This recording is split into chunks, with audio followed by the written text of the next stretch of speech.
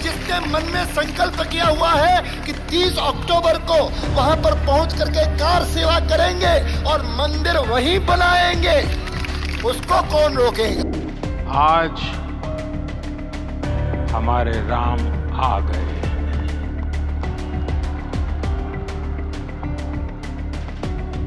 सदियों की प्रतीक्षा के बाद हमारे राम आ गए हैं। অর্ধসহস্র বৎসরের অবসান, রামলালা ফিরে পেলেন তার জন্মস্থান। অযোধ্যার শ্রীরাম জন্মভূমি মন্দির কেবলই এক ইট পাথরে গড়া স্থাপত্য নয়, এই মন্দির হিন্দুর শৌর্যের প্রতীক। এই মন্দির হিন্দুর হাজার বছরের মানসিক দাসত্ব থেকে মুক্তি লাভের স্মৃতিচিহ্ন রূপে রয়ে যাবে অনন্তকাল। রাম মন্দির ভগবানের প্রতি ভক্তের আত্মনিবেদনের এক সৌধ। কোন ধর্মক্ষেত্র ফিরে পেতে এত সুদীর্ঘকালের লড়াই ইতিহাসে বিরল।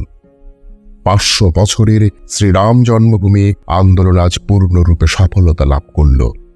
রামলালা ফিরে পেলেন তার রাজ্যপাল।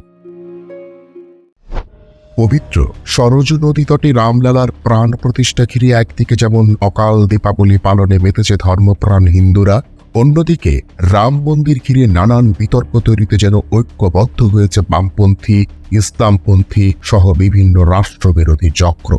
মমতা ব্যানার্জি রাম মন্দির উদ্বোধন উৎসব পণ্ড করতে 22 তারিখে ডাকলেন কথিত সম্প্রীতি যাত্রা। যাত্রা শেষে দেওয়া বক্তৃতায় রাম মন্দিরের বিরোধিতা করলেন প্রকাশ্যে। जो काफिर है, जो कापुरुष है, वो डरते हैं, वो मरते हैं, जो लड़ते हैं, वो जिंदा रहते हैं, वो बचते हैं। बीजेपी को मदद मत करो।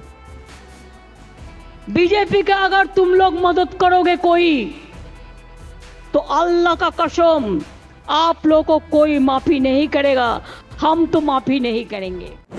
ভারতে কোনো মঠ মন্দির নির্মিত হলে কিংবা কোনো তীর্থক্ষেত্রের সংস্কার করা হলে হিন্দু বিরোধীরা তাকে অর্থের অপচয় বলে গণ্য করে। বহুল চর্চিত রাম মন্দিরের ক্ষেত্রে এর ব্যত্যয় আশা করা বোকামি। যদিও রাম মন্দির নির্মাণের সমস্ত ব্যয়ের যোগান এসেছে রাম ভক্তদের স্বেচ্ছায় দেওয়া দানে, তবুও প্রশ্ন উঠেছে, এত বিশাল অঙ্কের টাকা ব্যয়ে নির্মিত এই মন্দিরের দ্বারা রাষ্ট্র কিংবা সাধারণ মানুষ উপকৃত হবেন কিনা। রাম মন্দির নির্মাণে ব্যয় ধরা হয়েছে প্রায় 2000 কোটি টাকা। উত্তরপ্রদেশ রাজ্য সরকারের তথ্য মতে রাম মন্দিরের ভূমি পূজনের পর 2022-23 অর্থ বছরে ইউপির পর্যটন খাতে 37.4% আয় বৃদ্ধি পেয়েছে। মধ্যপ্রাচ্যের ভারত বিরোধী সংবাদ মাধ্যম আল জাজিরা পর্যন্ত রিপোর্ট করেছে রাম মন্দিরকে ঘিরে অযোধ্যা ভারতের অন্যতম শীর্ষ পর্যটন নগরী হিসেবে গড়ে উঠতে চলেছে। ন্যাশনাল স্যাম্পল সার্ভে অফিসের সমীক্ষা অনুসারে ভারতের মঠ মন্দির বা ধর্মীয় তীর্থক্ষেত্র থেকে প্রাপ্ত আয় $40 বিলিয়ন মার্কিন ডলার বা 3 লক্ষ কোটি টাকা, যা ভারতের মোট জিডিপির 2.32%। 2022-23 অর্থ বছরে মন্দিরের শহর বারাণসীর কেবল 6টি মন্দির থেকেই 24,000 কোটি টাকা রাজস্ব এসেছে। ভারতে যে পাহাড়ি রাজ্যগুলো রয়েছে সেখানকার মাটি কৃষি উপযোগী নয়, যোগাযোগ ব্যবস্থা শিল্প কারখানার অনুপযোগী। এসব পাহাড়ি রাজ্যগুলোর রাজস্বের বড় অংশ আসে পর্যটন খাত থেকে, আর এই পর্যটনের অনেকখানি নির্ভরশীল ধর্মীয় তীর্থক্ষেত্রের উপর। যেমন উত্তরাখণ্ডের অর্থনীতি অনেকটাই নির্ভর করে কেদারনাথ মন্দির ও বদ্রীনাথ মন্দিরের উপর।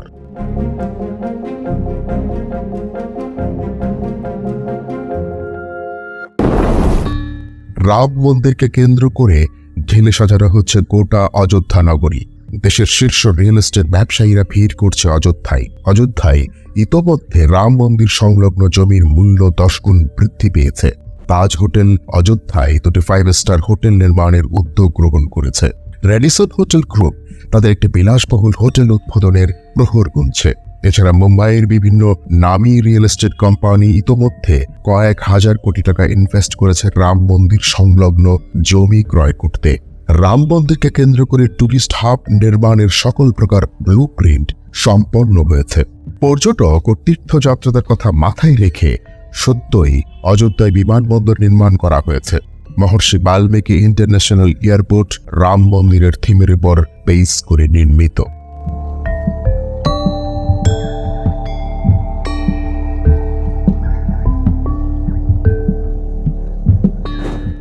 রাম মন্দিরের কাজ সম্পন্ন হলে অযোধ্যায় শ্রীরামের সর্ববৃহৎ স্ট্যাচু নির্মাণ করা হবে। রামচন্দ্রের এই স্ট্যাচু সর্দার প্যাটেলের স্ট্যাচু অব ইউনিটির উচ্চতাকে ছাড়িয়ে যাবে, যা এখনো অবধি উচ্চতার দিক থেকে বিশ্বের সর্ববৃহৎ স্ট্যাচু। গুজরাটে সর্দার বল্লভভাই প্যাটেলের স্ট্যাচু অব ইউনিটি নির্মাণ করা হলে বামপন্থী বুদ্ধিজীবীরা হাই হাই করে উঠেছিল। ভাস্কর্য নির্মাণ নাকি অর্থের অপচয়, মূর্তি দেখতে কেউ অর্থ ব্যয় করবে না, এই টাকায় পাবলিক টয়লেট নির্মাণের নিদান দিয়েছিল তারা। ইসলামপন্থী মৌলবাদীদের মতো বামেদের এই মূর্তি বা ভাস্কর্যের প্রতি বিদ্বেষের কারণ অজানা। তবে গুজরাট সরকারের পরিকল্পনা যে যথার্থ ছিল তার প্রমাণ 5 বছর বাদেও মিলছে। প্রতি বছর 50 লক্ষের বেশি মানুষ স্ট্যাচু অব ইউনিটি দেখতে ভিড় করেন নর্মদা নদীর তীরে, যা থেকে বাৎসরিক আয় আসে 100 কোটি টাকারও বেশি। এবার স্ট্যাচু অব রাম নির্মিত হলে ঠিক কি পরিমাণ পর্যটকের ভিড় হবে অযোধ্যায় এবং তার থেকে কি পরিমাণ রেভিনিউ আসবে বিচার করুন। রাম মন্দির কেবল অযোধ্যা নগরী নয়, গোটা উত্তরপ্রদেশের ইকোনমি বদলে দিতে যথেষ্ট। রাম মন্দিরকে ঘিরে ছোট বড় বিভিন্ন ব্যবসা গড়ে উঠেছে, আগামীতে উঠবে।